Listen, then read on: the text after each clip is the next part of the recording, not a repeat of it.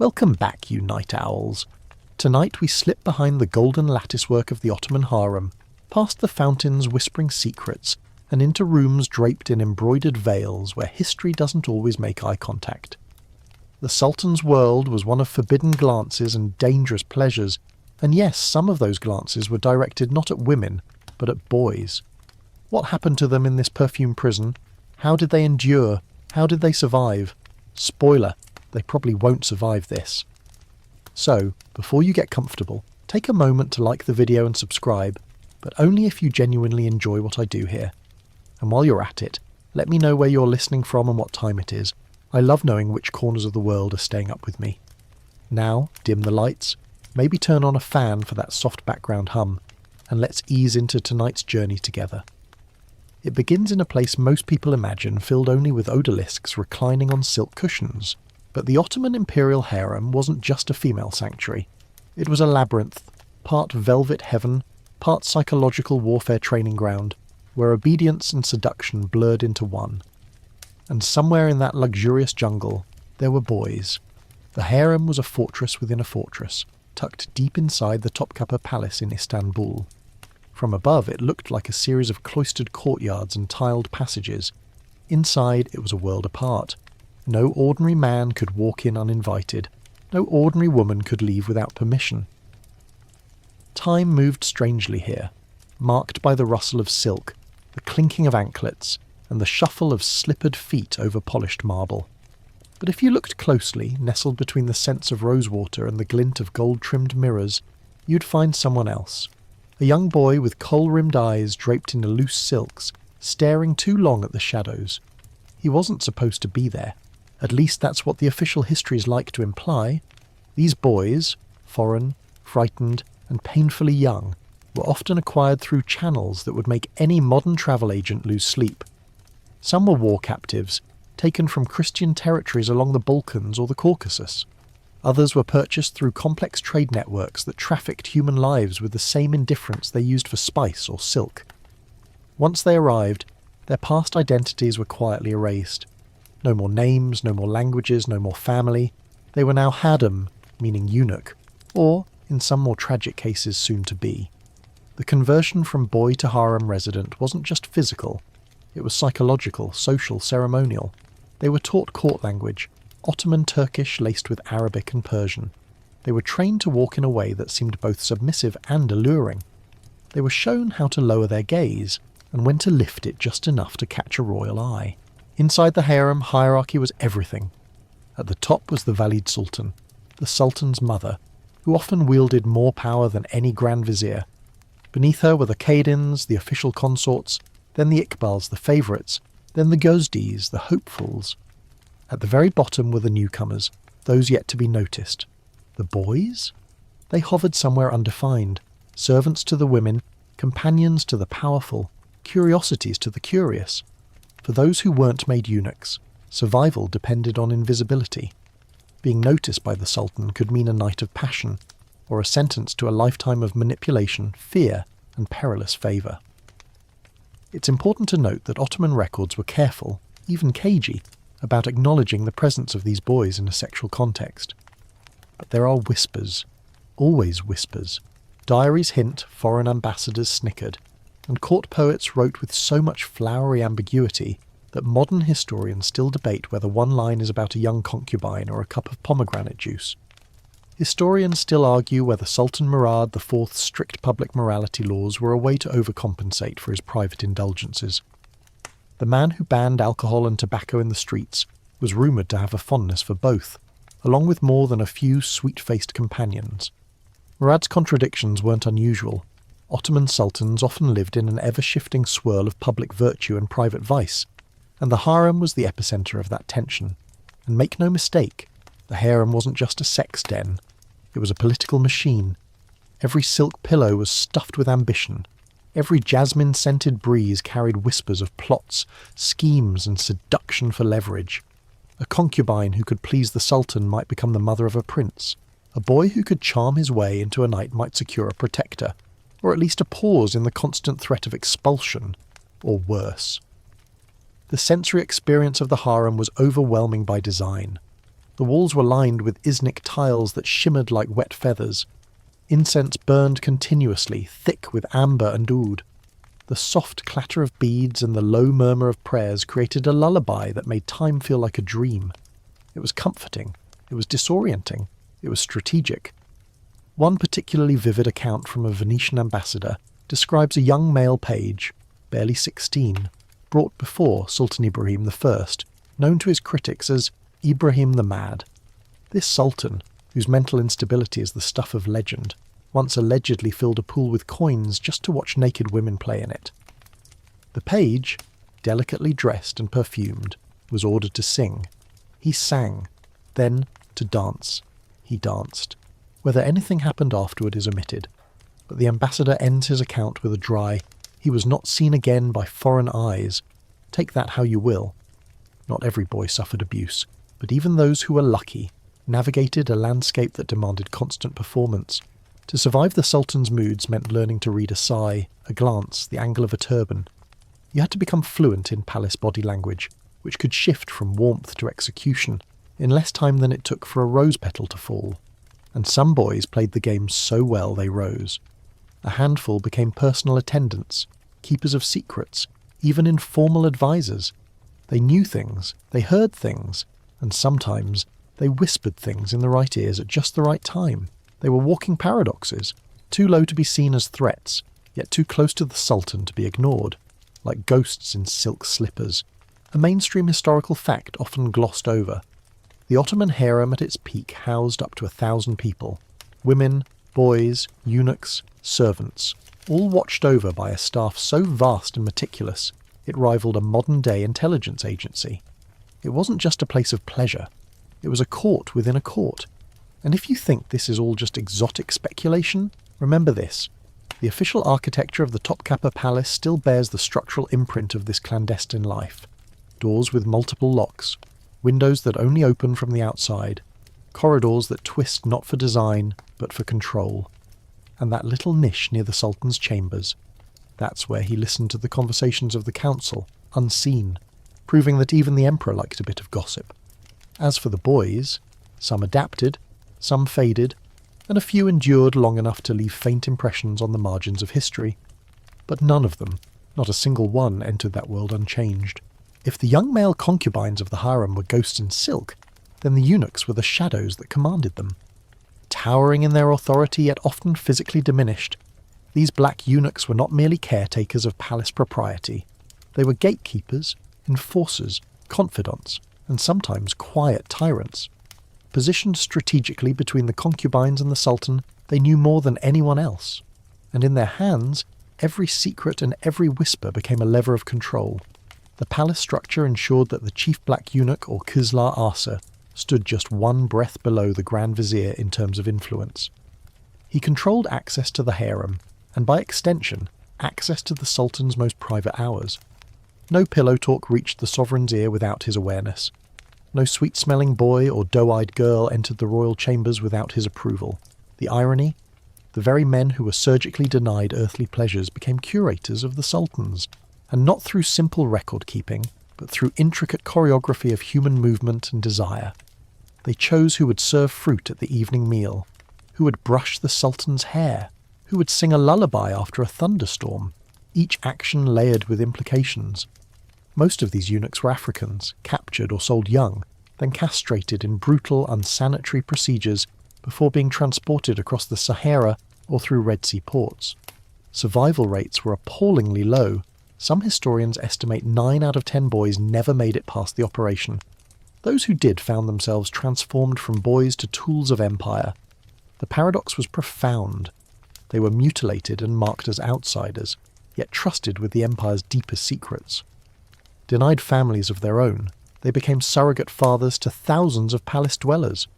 You could almost admire the efficiency, if it weren't so chilling.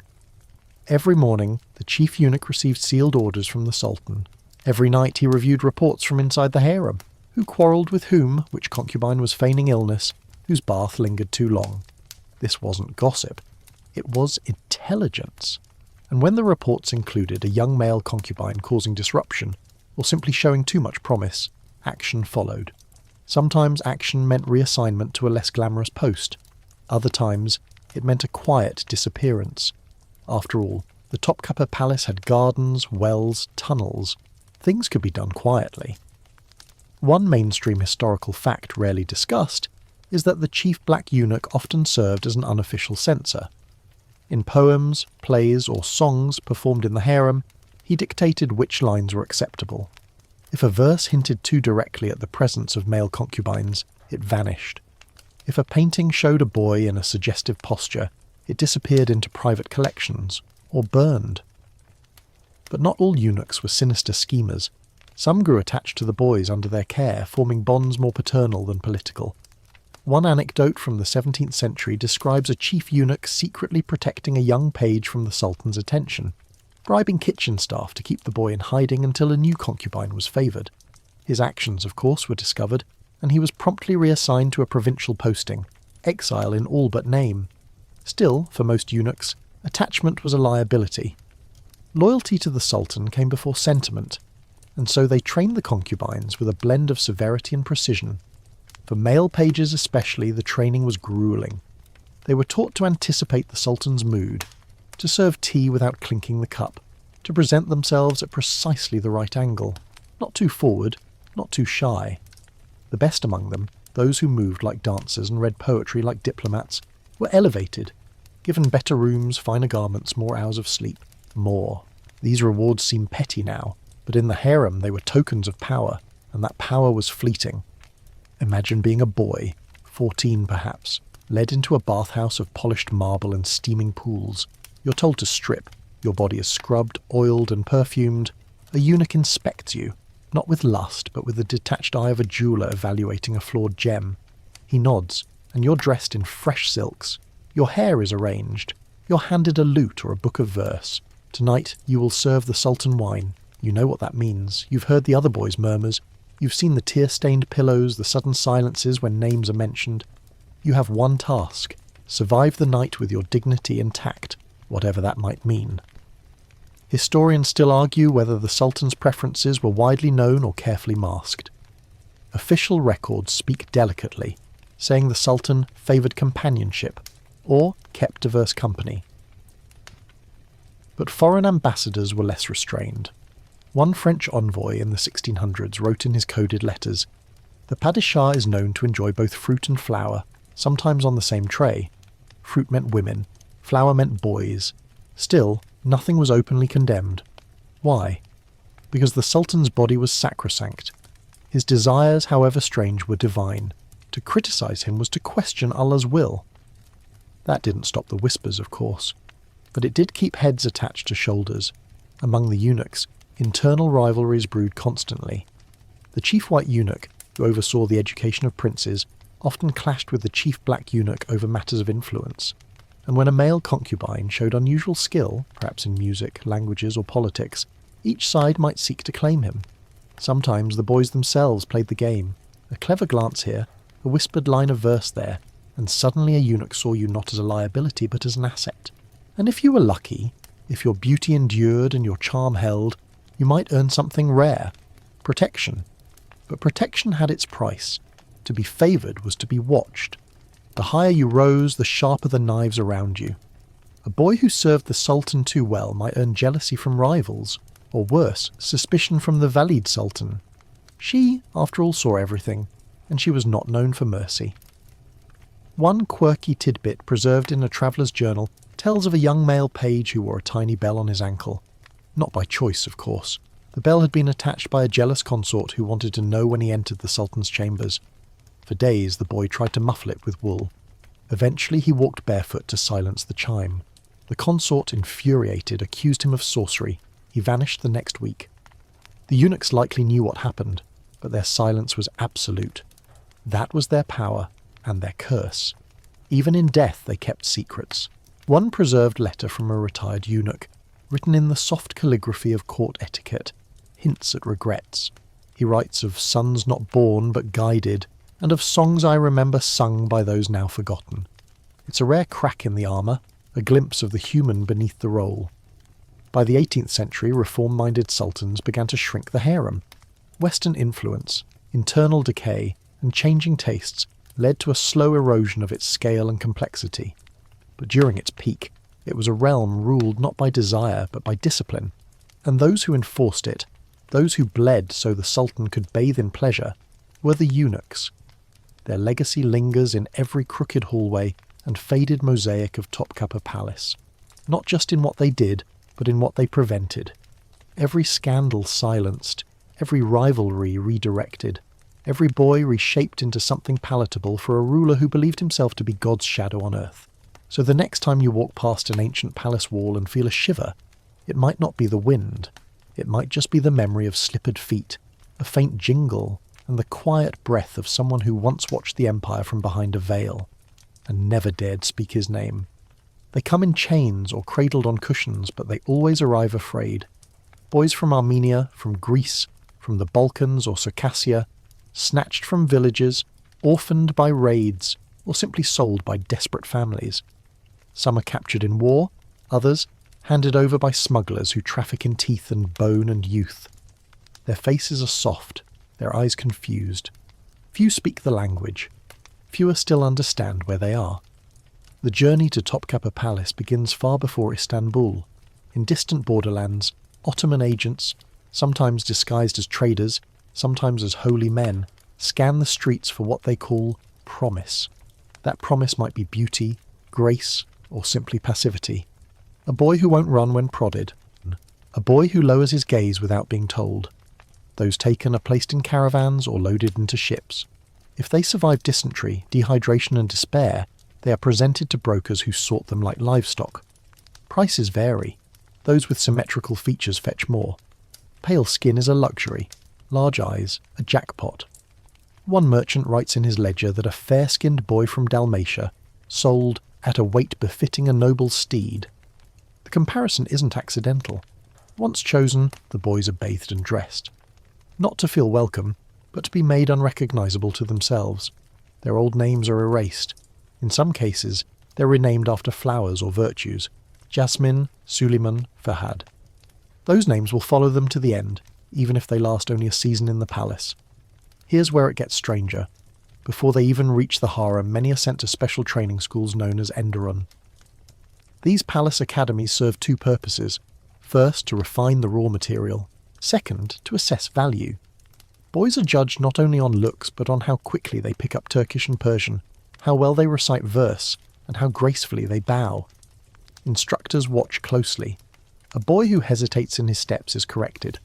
One who flinches at touch is reminded, gently at first, then not so gently, that fear is not allowed here. Those who adapt are advanced. Those who resist disappear. Historians still argue whether the Ottomans truly viewed this system as humane or simply effective.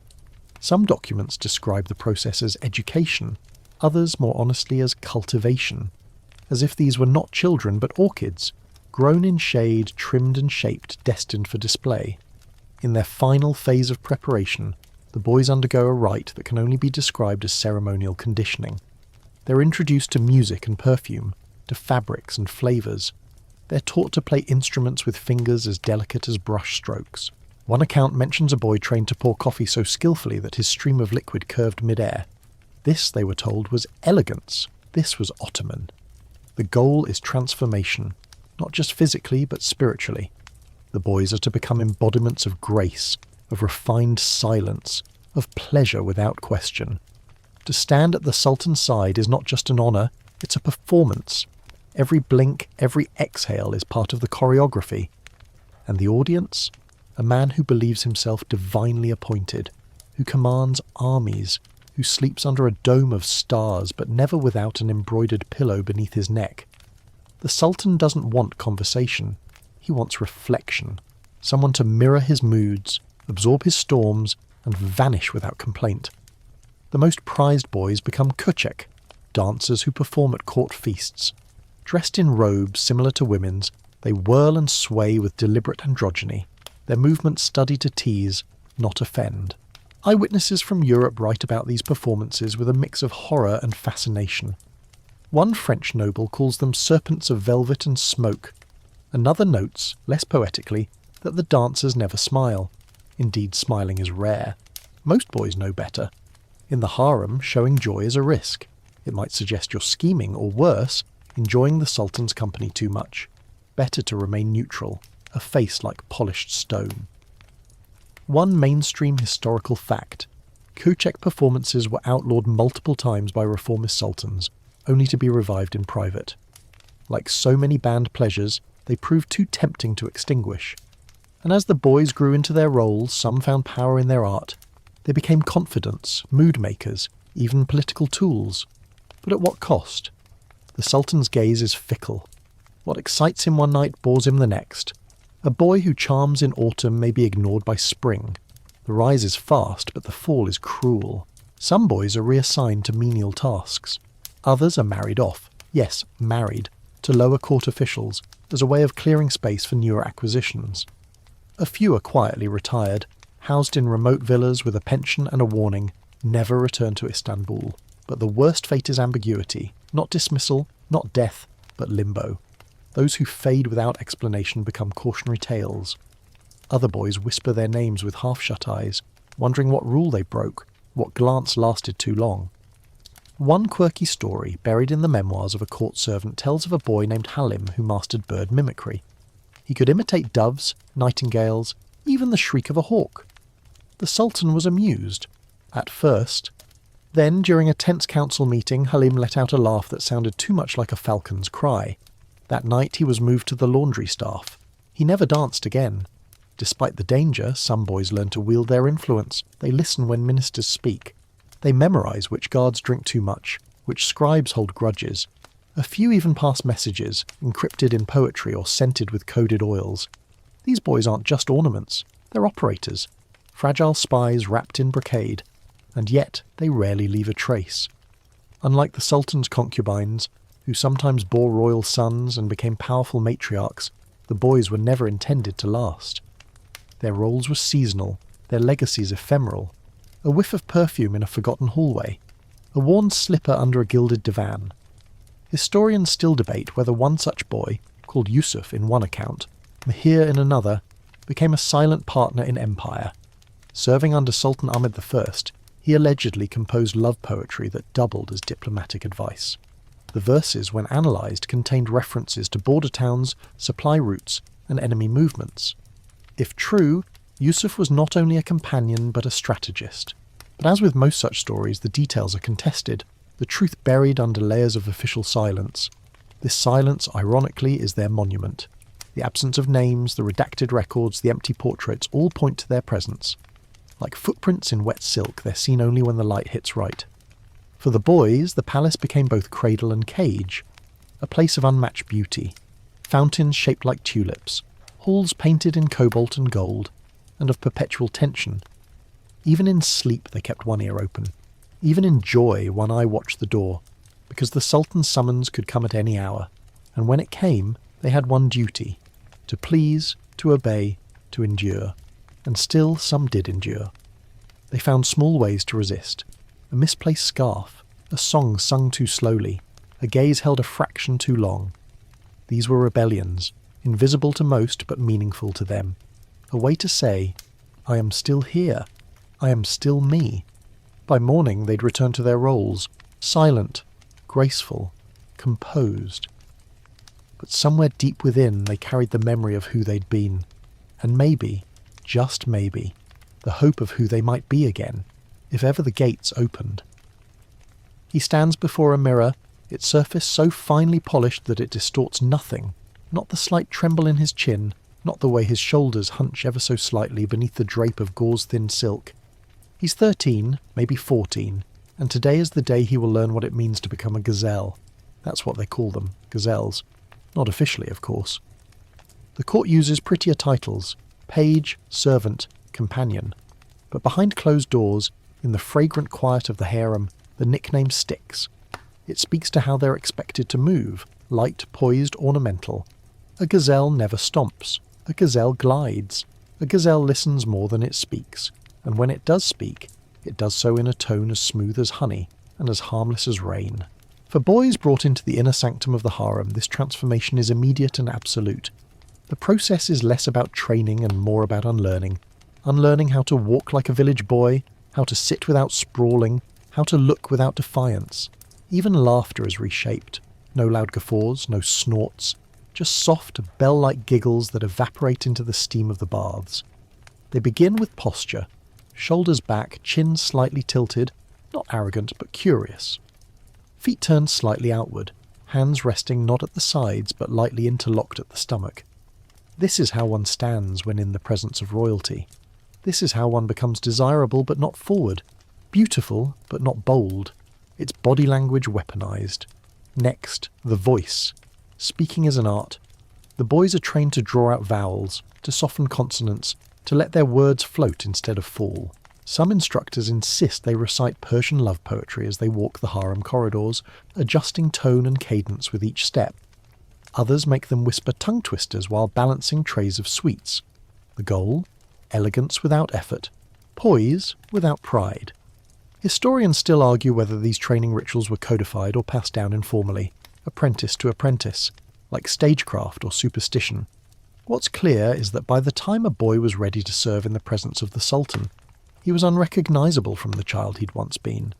The transformation wasn't just physical, it was philosophical. They weren't being taught how to be themselves, they were being taught how to disappear into a role, and the aesthetics. Each boy is assigned a colour palette, deep emeralds for those with darker hair, pale blues for the fairer ones. Their robes are trimmed in gold thread, their slippers embroidered with tiny pomegranates or tulips. Their hair is perfumed and styled into elaborate knots or braids. Eyeliner, yes, eyeliner, is applied not for vanity but for performance. It frames their expressions, enhances glances, makes them look just slightly unreal. It's not uncommon for the harem's older women to participate in this beautification. Some treat it as their duty, others as a sport. One favoured concubine is said to have kept a private contest going. She would award a silk sash to the boy who earned the most compliments from the visiting dignitaries. The winner's name was never spoken aloud, of course, but the sash, a pale lilac ribbon, was tied visibly around his waist the next morning. The harem thrives on such games, on whispers and glances and rivalries conducted with fans and fragrances instead of fists, and in the centre of it all these boys learn to become fluid. Not quite male, not quite female, not assertive, not passive, something in between, something other. One quirky tidbit from an Ottoman poem describes a boy so graceful he was believed to have been raised by jinn. His steps left no sound, his shadow curved around corners, and when he danced, the lamps in the room flickered as though wind had passed.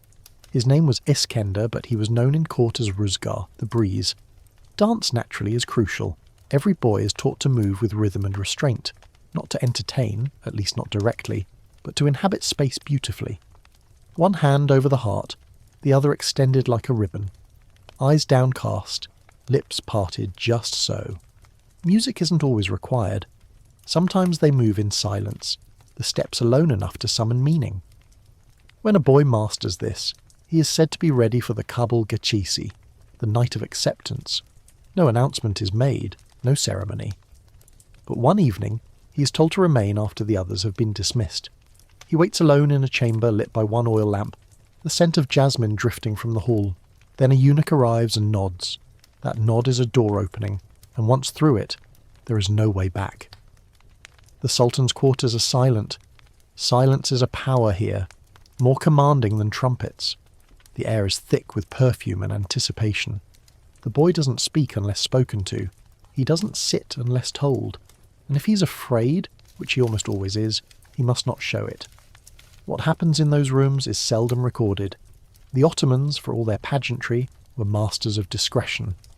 What little we know comes from foreign visitors, whose gossip is unreliable, or from the whispered memoirs of palace servants, scribbled years later in exile or retirement. Some say the Sultan simply spoke with the boys, tested their wit, listened to their voices. Others describe rituals of touch, of shared wine, of poetry passed from hand to hand like secrets. Still others, more cynical, claim the boys were used as mirrors, reflecting back whatever the Sultan needed that night. Comfort, curiosity, control. Historians still debate the true extent of these encounters. The line between companionship and exploitation was not always clearly drawn. In some cases, a boy became a favourite, not for weeks but for years. He received gifts, rooms of his own, influence. In others, he was dismissed after a single encounter, sent back into the faceless tide of attendance. But for the chosen few, life changed. A favoured gazelle could sway moods, delay punishments, even influence appointments. One such boy, named Selim, was rumoured to have convinced the Sultan to spare a governor accused of corruption simply by weeping during a morning tea ceremony. Whether the tears were real or rehearsed, no one dared to ask. Yet for all this proximity to power, the boys remained vulnerable. One wrong move, a spilled cup, a misinterpreted phrase, and they could lose everything. The harem did not forget mistakes. Neither did the eunuchs, who took their role as guardians of order seriously. A boy who disrupted the balance could find himself reassigned to the scullery or, worse, sent to a provincial outpost to serve a lesser dignitary. For those who had tasted royal privilege, this was a fate worse than exile. One eccentric anecdote, preserved in the private diary of a Polish merchant, describes a young gazelle who earned fame not for his beauty, but for his impersonations. He could mimic the Grand Vizier's speech patterns, the Valid Sultan's sighs, even the Sultan's parrot. He performed these impressions in secret for laughs among the kitchen staff, until one night his impersonation of the Sultan's angry stomp reached the wrong ears. The next morning his room was empty. Only his scent lingered, sandalwood and orange blossom. These boys, these gazelles, weren't supposed to leave legacies. They weren't meant to write books, to command armies, to build mosques with their names inscribed in tile. Their task was subtler, to absorb, to reflect, to endure. Yet some did leave traces, if you know where to look. In the margins of court manuscripts, doodles of dancers sometimes appear, delicate figures with trailing sleeves and high cheekbones.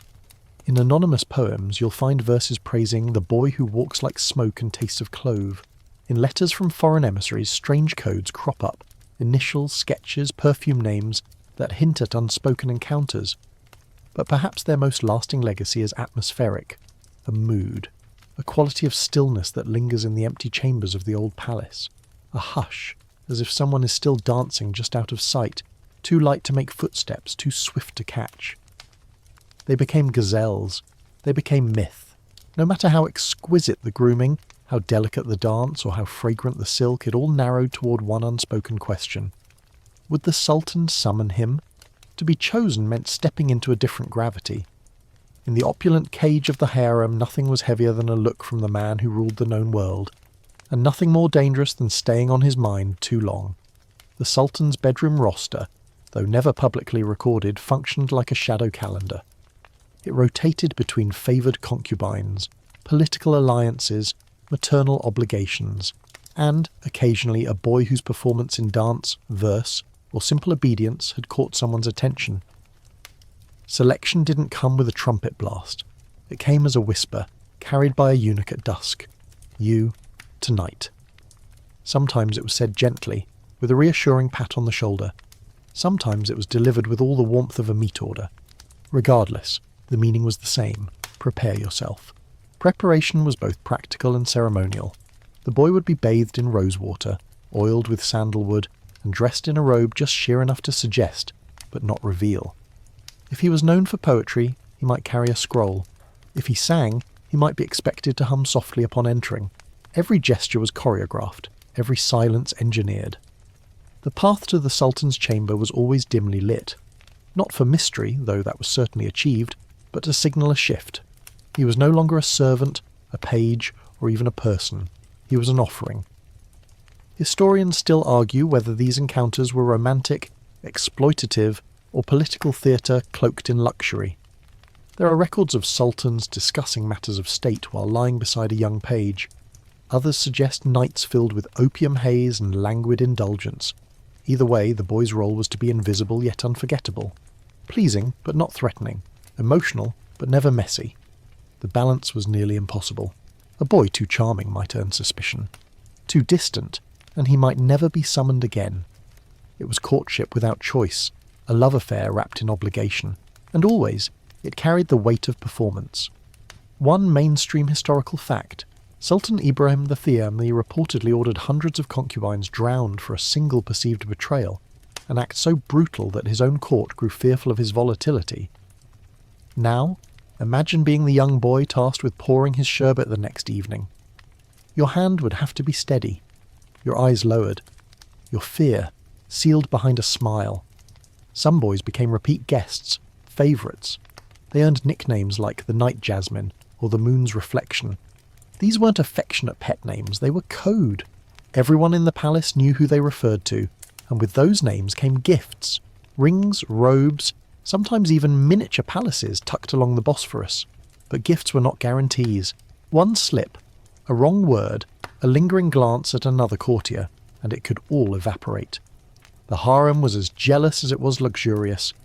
Other concubines, both male and female, watched each other with hawk-like precision. Alliances formed and dissolved like perfume in warm air, and oh, how scent played a role. Each favoured boy had his own fragrance blend, created by palace perfumers. The recipes were closely guarded, jasmine with a hint of cardamom, rose layered with musk and myrrh. These scents weren't just decoration, they were identity. When the Sultan smelled a familiar note in the corridor, he knew who was near, and when a eunuch entered the room carrying a robe that smelled of something unfamiliar, the Sultan's mood might shift entirely. One quirky tidbit passed down in private letters involves a concubine who disguised himself as another boy by swapping perfumes, hoping to intercept the Sultan's attention. The trick worked. For one night. By morning, the deception was discovered, and the boy was reassigned to the stables. For the rest of his life, he was known as the perfumer. Beneath all this sensual machinery, though, lay a truth as sharp as a janissary's blade. To be wanted was to be vulnerable. The Sultan's desires were unpredictable, and when displeased he could ruin a life with a flick of the wrist. No matter how many nights a boy spent at his side, he remained an object. Treasured, perhaps, but object nonetheless. Still, some played the game strategically. They whispered dreams into the Sultan's ear, dreams of architecture, music, poetry, or travel. If the Sultan liked what he heard, he might fund a small mosque in the boy's name or commission, a garden with a gazebo for music and quiet conversation. These tokens, though modest by imperial standards, were milestones. They meant the boy had achieved something rare, influence. And yet, influence was never safe. A new consort could arrive, more radiant or better trained. A court official might poison the Sultan's mind with rumours. The eunuchs could shift their allegiances. In an empire where silk curtains muffled screams and garden wells swallowed secrets, nothing was permanent. There's a debated case of a concubine named Semel, described in an Austrian envoy's journal as of Andalusian bearing, with eyes like drowning. Semel was rumoured to have received nightly invitations for 3 months during the spring of 1623. During this time, tax policy shifted, 2 viziers were replaced, and a mysterious shipment from Persia arrived without inspection. Were these coincidences, or the result of whispered counsel between silk sheets? Historians still debate. Some argue Semel was simply a diversion. Others insist he was the invisible hand behind one of the empire's briefest policy overhauls. Regardless, his reign ended abruptly. He was last seen boarding a boat headed for a monastery on a remote Aegean island. Silenced, but not forgotten. For the boys left behind, his disappearance was both cautionary tale and hope. If Semel could change the course of empire, even for a moment, then maybe, just maybe, they could too. If not with power, then with legacy. A verse left behind, a gesture remembered, a story whispered long after the scent had faded. In Topkapi Palace, legacy wasn't measured in monuments or tombs, it was measured in tone, in the way a eunuch paused before a name, in how the Valid Sultan nodded ever so slightly when passing a chamber. In the echo a footstep made where none should have been. And the bedroom? It remained the stage. Night after night, boy after boy, robe after robe. It was the furnace where silk dreams were incinerated or forged into something harder than steel. A place where a whisper could become a law, where a touch might mark a shift in history. And always, always, the echo of slippered feet retreating into the silence of morning. He wakes with the sun crawling across the mosaics, casting ripples of colour on the ceiling of his chamber. If you can call a room with velvet cushions, gold-threaded curtains and ivory combs, just a chamber. His limbs are sore, but not from labour. It's the soreness of tension, of careful postures held too long, of emotion folded tightly beneath every motion. He survived another night. for now. This boy, whose real name no one uses anymore, is not just surviving, he's adapting. Because once inside the imperial harem, mere beauty isn't enough. Silk fades, perfume lingers only so long.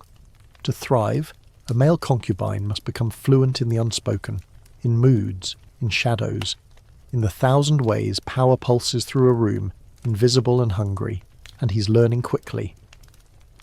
By day, he blends in, one of many boys who tidy rooms, arrange the flowers, light the incense. But in the quiet spaces, where perfume covers the scent of secrets, he's listening, watching, understanding who favours whom, which eunuch holds a grudge, which concubine's eyes flit too often toward the guard post. Every glance is data, every sigh, a calculation. Historians often overlook this part of harem life, the tactical side of seduction. But inside the golden cage, it's not love or lust that fuels ambition. It's positioning. To serve the Sultan in bed is a role, to influence him afterward is a prize, and for the clever, this is the real game. The boy, let's call him Lael after the tulip, has caught on. He offers compliments like coins, not too freely, but often enough to keep courtiers guessing where his loyalties lie. He listens when the Valid Sultan's servants complain about a misdelivered necklace. He pretends not to hear when a vizier's son curses the Sultan's latest poetry commission. He is, in every way, playing both sides of the curtain. Power in the harem doesn't wear boots or carry scrolls. It smells like rose oil and walks barefoot. It wears bangles, not badges. And it slips into conversation like a joke, a sigh, a line from Hafiz's verse. Those who understand this do more than survive. They rise. One mainstream historical fact that supports this. Several sultans, including Mehmed III and Ahmed I, were known to delay decisions until after consultation in the private chambers. The term consultation was vague, yet always occurred after time spent with a favoured concubine or page. Officially, these companions were not policy advisors, but practically, they often were. And this wasn't unique to women. One boy, known to the harem only as the Sparrow, once delayed a military campaign by faking illness during a festival. The Sultan, doting and distracted, refused to leave for Edirne until the boy recovered. By the time he did, miraculously after a rival commander had been reassigned, the war was no longer politically tenable. Coincidence? Unlikely. Lael studies these stories. They're passed in whispers between bowls of pomegranate seeds and cold coffee, and he's careful. He never pushes. He offers ideas like a servant, not a schemer. Perhaps the Sultan would sleep better if the courtyard fountain were repaired, he murmurs, knowing full well that the dripping has irritated the Grand Vizier for weeks. Or, I heard a song from Aleppo about loyalty to the lion. Perhaps it would soothe his majesty during tense nights.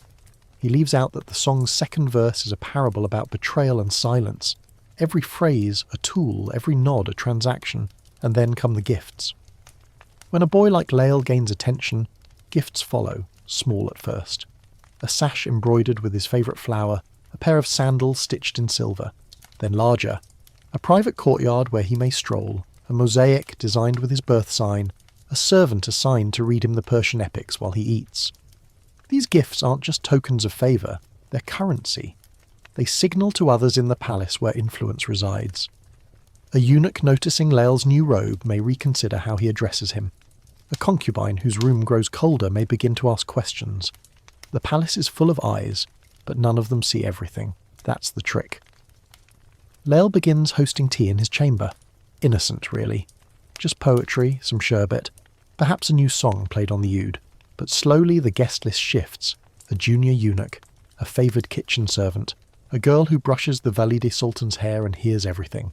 He never asks for secrets. He waits for them to arrive.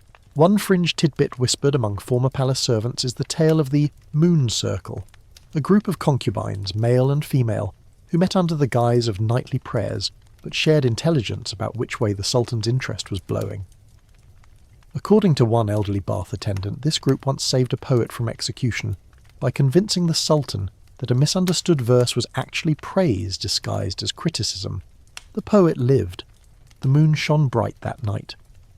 Lael may not be part of such a group, yet, but he understands the concept. Influence is rarely loud. It's a fan turned slightly outward, a lantern left burning 2 minutes longer than necessary. a smile timed to follow a compliment by exactly one breath. And with influence comes risk. The other boys notice. They always do. One, particularly sharp-eyed, begins copying Lael's robe colours. Another tries adopting his soft lilt in conversation. These attempts are obvious and dangerous. The harem, for all its softness, punishes mimicry. It's not considered flattery, it's seen as challenge. Lael responds by stepping back. He volunteers for mundane tasks, arranging flowers, feeding the Sultan's falcons.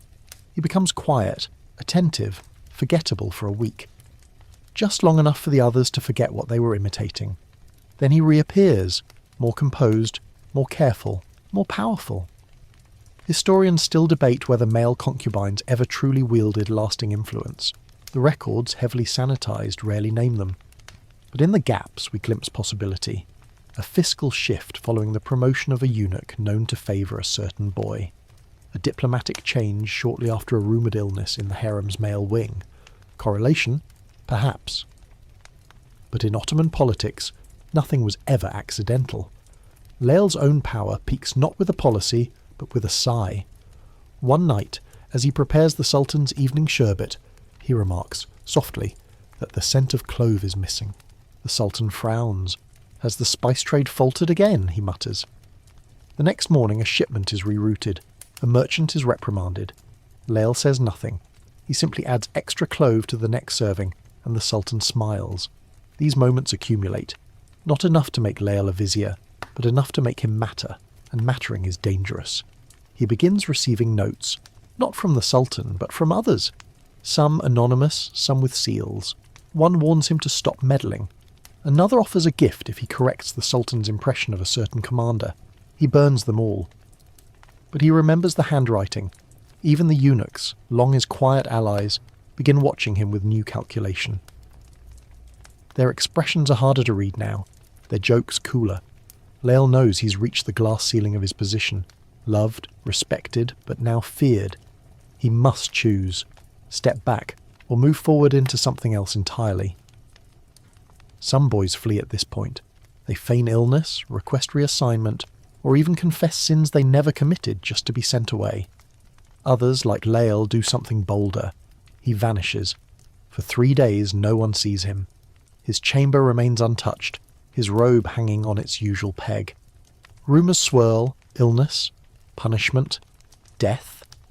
Then, on the 4th day, he returns, quiet, composed, carrying with him a single new item, a poem. Written by his own hand, it praises the moonlight over the Bosphorus and the loyalty of those who remain unseen. He reads it aloud during the Sultan's evening bath. There are no names in it, but everyone in the room knows what it means. The Sultan nods. Well written, he says, and Lael smiles. Not because he's won, but because he's endured. The difference between a favourite and a fixture in the harem is subtle. A favourite earns silk and smiles. A fixture earns silence, strategic, loaded, and heavy as gold. By the time a male concubine becomes a shadow advisor, he doesn't linger near cushions and incense. He moves through corridors no one else notices, his steps never quite echoed. He speaks only when he's sure it will echo in decisions made days later. Lael, now nearing 17, is no longer just a face behind perfume. He's become something rarer. An influence so quiet even the palace scribes can't name it. The transition was slow, incremental, and entirely deliberate. He begins by shaping conversations, not in council chambers, but in baths, gardens, late-night poetry readings. He listens for fears, identifies tensions. He learns which officials bicker over land disputes, which janissary commanders feel insulted, which advisors whisper the name of a brother they'd rather not see promoted. He never reports these things directly. That would be gauche. Instead, he curates ideas and wraps them in metaphor. To the Sultan, he murmurs things like, "A bird with 2 jealous wings cannot fly straight," or, "Even the quietest stream can shift the largest stone, if left unchecked." The words linger. They are not commands, they are permissions. And in that subtle difference, Lael thrives. Historians still argue whether such boys wielded real political clout or simply distracted their patrons with wit and beauty. But a curious pattern appears in the records of Sultan Osman too. During one period of intensified reform, a sequence of policy adjustments, changes to land grants, court tax exemptions and military bonuses, coincides with the sudden emergence of anonymous love poems in the palace archives. Each poem references the dove who wakes before the sun and the shadow who does not sleep. The tone isn't romantic, it's instructional, and the hand, many believe, was not the Sultan's. Was Layl the author? We can't be sure. But the cadence matches what little remains of his known writings. And the policies? They favoured factions tied to the same eunuchs who once shielded him from jealousy. Still, influence invites suspicion. A visiting dignitary from Venice notes in his travellogue, "There is one among the Sultan's favourites who speaks as if born of ministers, not dancers. He is watched by the viziers as one watches a hidden blade." The description likely refers to Layl. By then his name had entered the court's unofficial vocabulary, not spoken aloud but hinted at in silences. When the Sultan's mood improved, someone would say, "He must have heard a tulip whisper," and everyone would know what that meant. Layl never seeks credit. That would be dangerous. Instead, he directs credit elsewhere, toward loyal eunuchs, overlooked scholars, ambitious guards. He recommends promotions not based on flattery but functionality. His method is oddly bureaucratic for someone dressed in silver-threaded robes and bathed in violet oil. One fringe tidbit tells of a particular moment during an imperial hunt. The Sultan's falcon fails to return. The attendants panic. The Sultan frowns. Layl, stepping lightly over reeds, says, "Perhaps it has found a better hand." That night the falcon returns, and the Sultan, still amused by the phrase, orders a re-evaluation of his provincial governors. A week later, 5 officials are reassigned. No one mentions the falcon again. Power, in the harem, never moves in straight lines. It coils. Layl learns this early, and he adapts accordingly. He avoids direct conversations with the viziers. Instead, he speaks with their wives during festivals, their sons during wrestling matches, their scribes in the palace gardens. He learns that a concubine's older brother has gambling debts, that a janissary officer favours a specific dye merchant, that the Valide Sultan's favourite bird died last spring, and she now sleeps poorly without its song. These aren't just facts, they're handles, levers. But what makes Layl exceptional isn't his manipulation, it's his restraint. He uses information not to destroy rivals, but to navigate tension. He prevents punishments before they're necessary. He offers compliments so precise they seem like confessions. "Your voice reminds me of the old call to prayer, strong but softer than memory." No one knows how to respond, and that's the point. One mainstream historical fact. Ottoman court officials often reported palace moods alongside policy notes. The Sultan was pleased during breakfast, or he frowned after visiting the gardens. These mood annotations weren't trivial. They predicted decisions, shifts in favour, even executions. Layl uniquely made sure those annotations read favourably. He learns the rhythms of the palace, when the Sultan prefers tea over coffee, when the Valid Sultan naps, when the guards change posts. These small cycles let him operate undetected. He doesn't walk quickly, he doesn't appear rushed, yet he's always exactly where he needs to be, just before it matters. Of course, not everyone is charmed. One older concubine, long since past her prime, refers to him as the serpent with pearls. A eunuch who once trained him begins refusing eye contact. Even the Valid Sultan, once indulgent, now speaks with clipped kindness. She senses what he's become, and she doesn't like it. That's the risk of rising. You stop being decoration, you start being noticed. And so, Layl adapts again. He cultivates a rival, an eager, charming boy named Arif. He praises Arif's music to the Sultan, suggests his presence at dinners, offers him tips on phrasing, on bowing, on pausing dramatically before reciting poetry. Arif blossoms.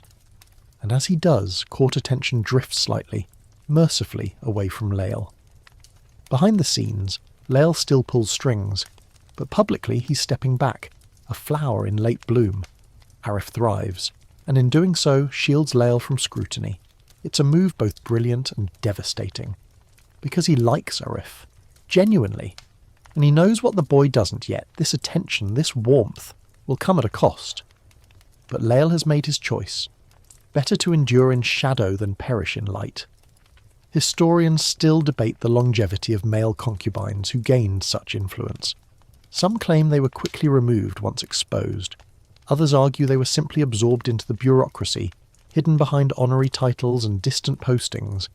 In Lael's case, records suggest he remained within the palace for years, later listed as advisor to the gardens, a title vague enough to mean anything. One final anecdote from a court diary describes a peculiar ritual that took place during the festival of Eid. The Sultan, seated beneath a canopy of tulips, requested a poem about absence. None of the poets dared speak. The topic was too raw, too tied to recent deaths, to rumours of betrayal. Then a quiet voice rose from the shadows behind the cushions. A garden grows not only where it's seen, but in the quiet soil beneath the throne. The sun may name the rose, but not the root, and roots, my lord, are loyal even in drought. The Sultan closed his eyes. Let the roots rest, he said. The crowd applauded the sentiment, but only a few recognised the voice. And Lael? He bowed.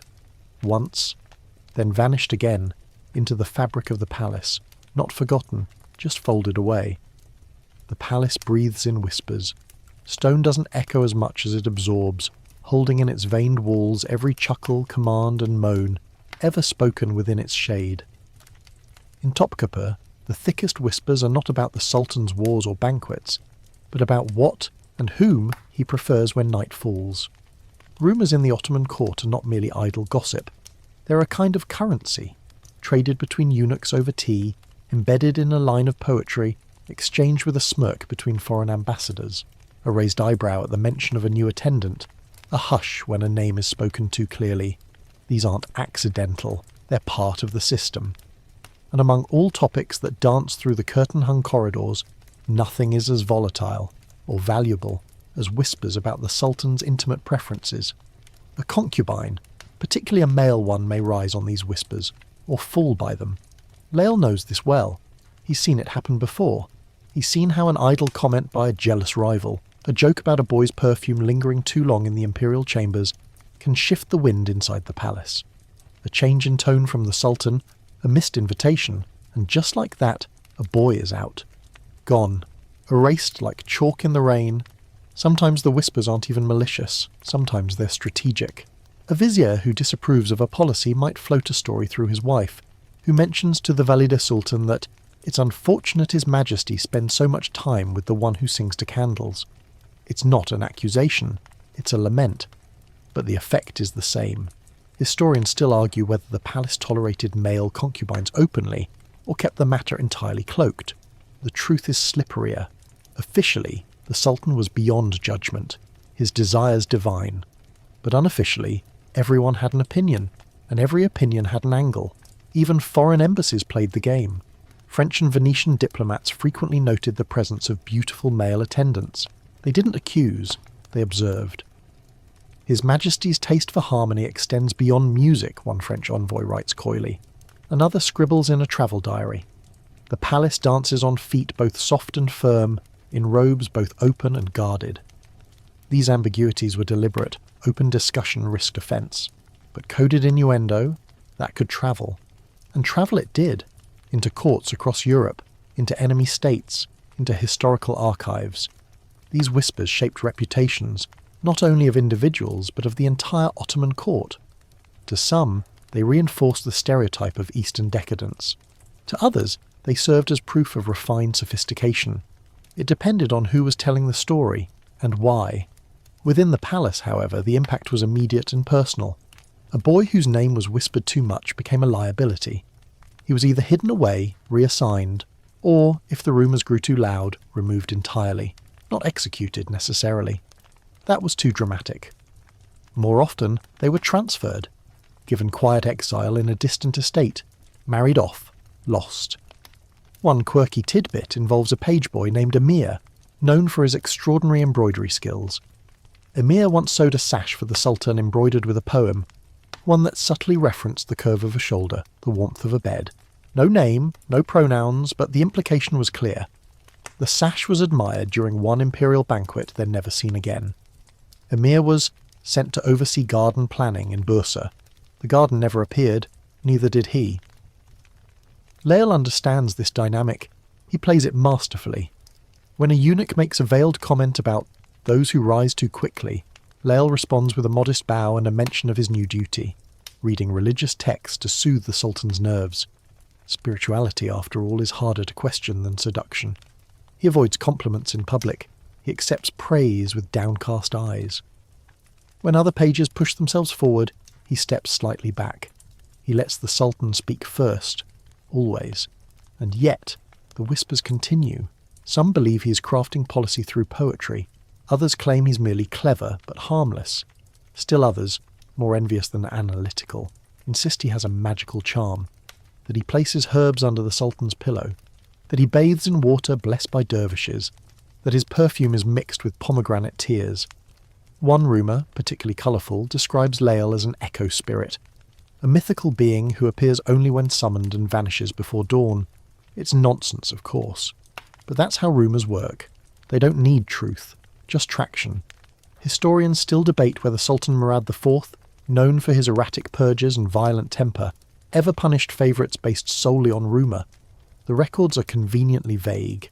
Execution cited insubordination or blasphemy, never too much perfume or unwise proximity. But some patterns are unmistakable.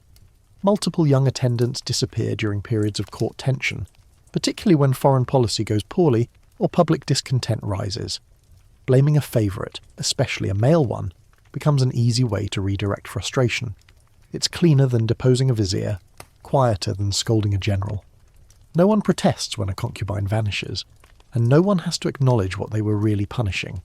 To counteract this, Lael engineers his own rumours. He encourages talk of a budding romance between two kitchen workers.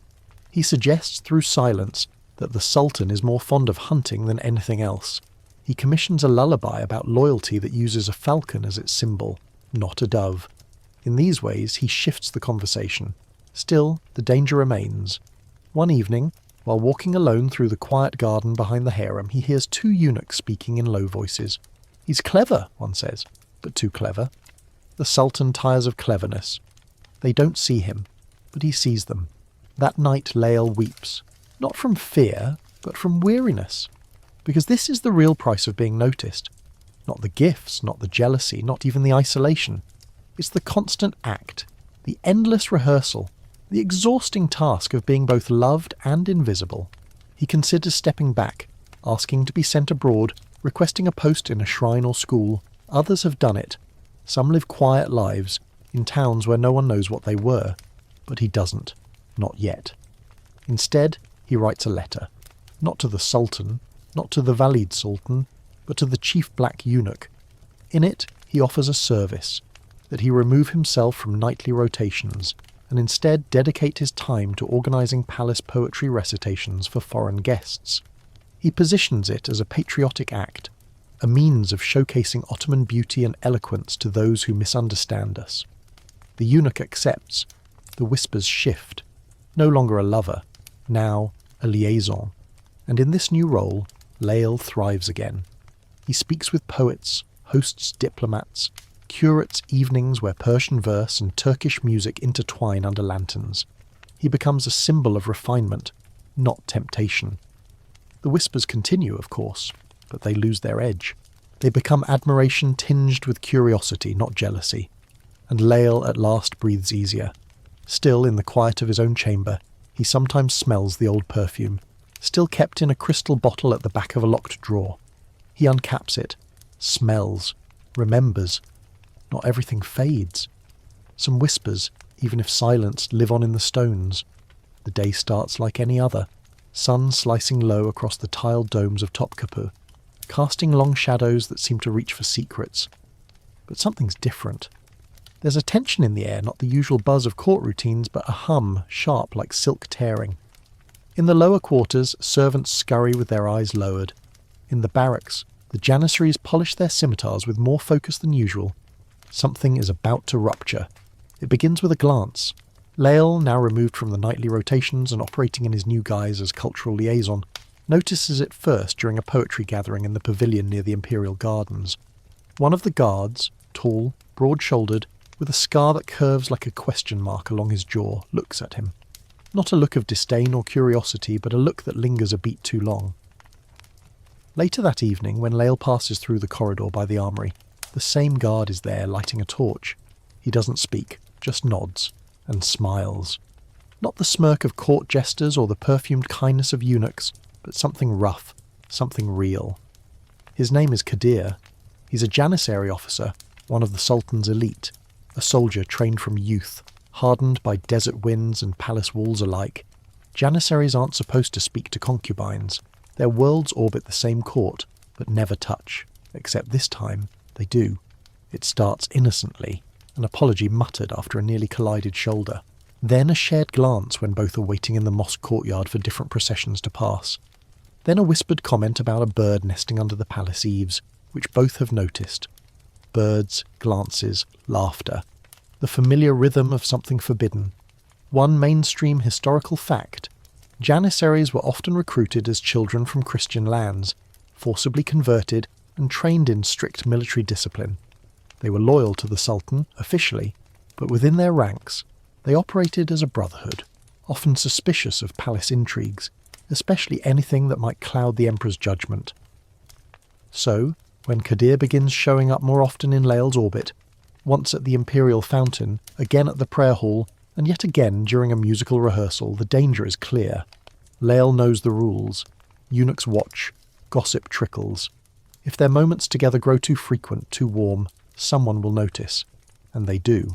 A servant reports seeing the two conversing in the shadow of the old cypress near the Sultan's private orchard.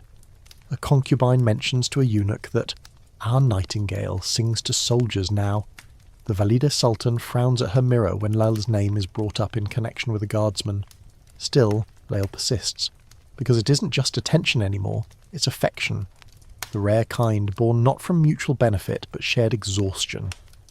Kadir listens to Lael's verses without waiting for the punchline. Lael listens to Kadir's silences, those long spaces where a soldier's soul leaks through the armour. They meet rarely, briefly. In the neglected corners of the palace where mould and history grow, a storage room beneath the baths, an abandoned corridor in the old library wing. Once they sit together in the cold hush of dawn, beneath a broken lattice, and watch the city stir. No promises are made, just presence. One fringe tidbit, passed down in a diary smuggled from the court by a rebellious eunuch, tells of a concubine and a janissary who once escaped the palace together by disguising themselves as pilgrims. They reached Konya before being caught. Their punishment was swift and private, but the diary insists the concubine smiled, even in shackles. Layla doesn't smile, not outwardly. But inside, the meetings with Kadir warm something he thought long frozen. Then, the shift. The Sultan, once indifferent to Layla's social role, now asks for him more frequently, not to bed, but to entertain, to recite, to ease the nerves of leadership. Layla obeys, but feels the pull. The walls are closing. And then, the question comes, who is the soldier with the scar? It's asked casually during a quiet evening. The Sultan drinks sherbet. A cat dozes near the fireplace. Lael lies. A guard, quiet, dull. The Sultan's gaze lingers, then moves on, but the wait stays. That night, Kadir doesn't appear at their usual meeting spot, nor the next. On the third night, Lael finds a folded scrap of cloth in his chamber. Inside is a hawk's feather, clean, stiff, silent. It's their code, danger. Historians still debate the exact circumstances that led to the execution of a janissary officer during Sultan Ibrahim's reign for unauthorised interactions within the harem perimeter. Some claim espionage, others treason. But a lesser-known theory suggests he was caught in an affair, with someone the Sultan hadn't officially released. Fear sets in. Lael returns to silence. He avoids the orchards. He deletes Kadir's name from his prayers. He performs his duties with precision, his voice flat, his steps mechanical. But whispers bloom like mould. Some say Lael weeps in the garden. Others say he's become colder, more calculating, more dangerous. A eunuch warns him gently. There's safety in being boring. Lael nods, but he doesn't listen. Because one morning, in the courtyard outside the Sultan's chambers, a falcon lands. It wears a silver ring on its leg, marked with a tiny scar. Lael moves instinctively. He walks past the falcon. He doesn't look. But that night he finds a message under his tea tray. A date. A place. The edge of the old aqueduct behind the spice stores. He goes. Kadir is there. Not in uniform, but in travelling robes. He's leaving, transferred, or banished. It's not clear. His voice is low. "Come with me." Lael doesn't answer right away. He thinks of the gardens, the baths, the politics, the poems he wrote, the secrets he held, the boy he was. He thinks of the eunuchs who once shielded him, the concubines who envied him, the Sultan who still expects his company. He thinks of freedom, and then, softly he says, "I can't." Kadir nods. He doesn't beg. He just steps forward, presses something into Lael's hand, a carved talisman shaped like a tulip. Then he's gone. Lael watches him disappear into the night, swallowed by fog, by fate, by all the things they could never be. He returns to the palace, to the corridors, to the echoes. The next morning he performs for the Sultan, a new poem. One line stays with them both.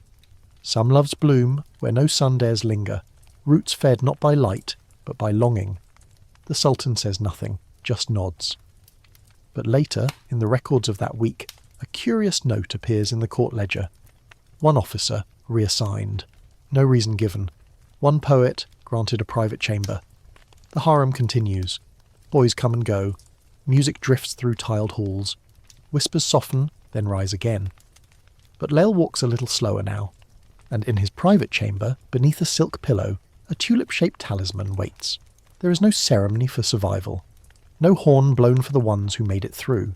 In the imperial palace, where history is stitched in gold and memory bleeds silently into tile, those who last are not celebrated.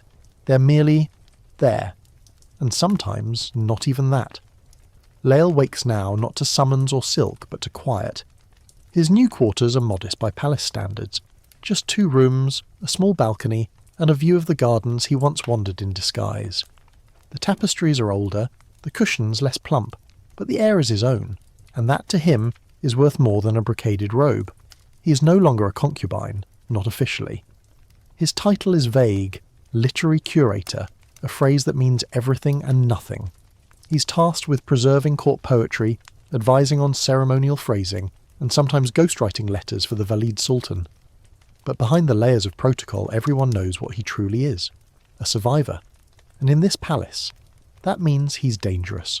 The others, those who once danced beside him, slept in the adjacent chambers, offered coy smiles over evening figs, are gone. Some married off, some reassigned. A few vanished without a trace. Lael remains, which makes him both a relic and a threat. One mainstream historical fact rarely acknowledged in schoolbooks. The Ottoman harem wasn't just a home for concubines. It was a school of statecraft, a training ground where charm was sharpened into diplomacy, where silence was a weapon and survival a curriculum. Many women emerged from the harem as power brokers, but the few men who escaped its scented grip, they became ghosts, their skills too useful to waste, too dangerous to name. Lael now spends his days in the palace archives, surrounded by scrolls and silence. He deciphers old court poems, translates verses, catalogues fragrance recipes and music scales. It's work no one else wants, which is exactly why he chose it.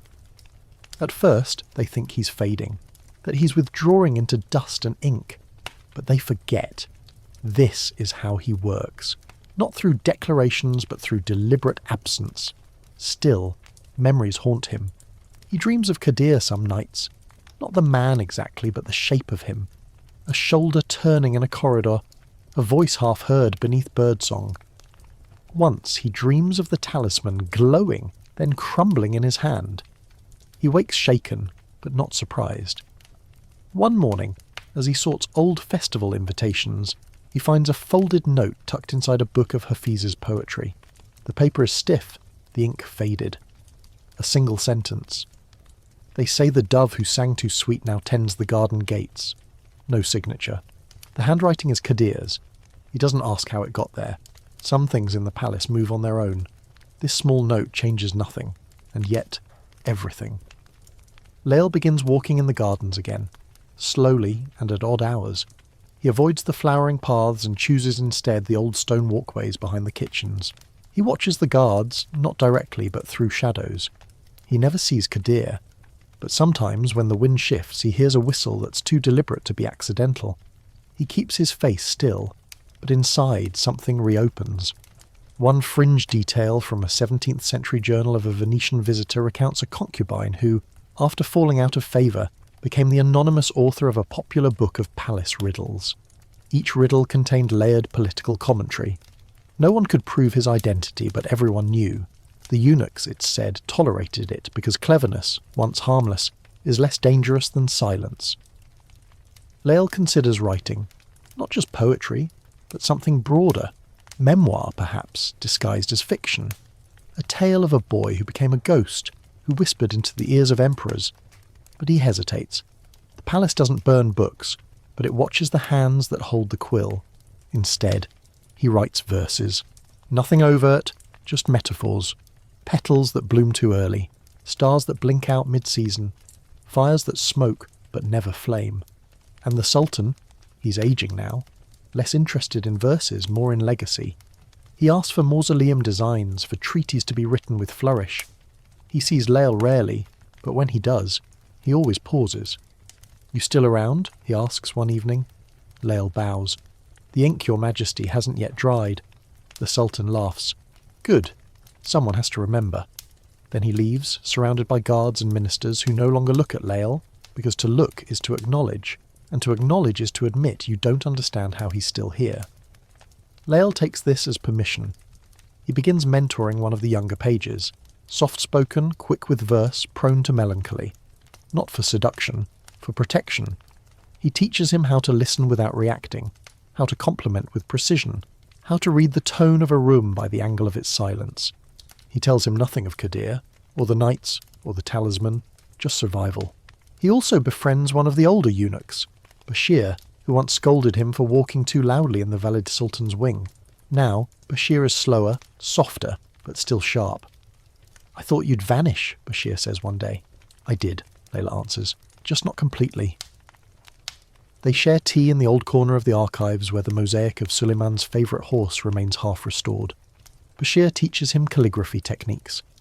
Layla, in turn, shows him how to spot metaphors in poetry that look like flattery but hide warnings. It's an odd friendship, which makes it perfect for the palace. One day, a scroll arrives from the provinces. It bears a seal Lael doesn't recognise. Inside is a commission, an invitation to serve as cultural envoy during a rebuilding of a distant shrine.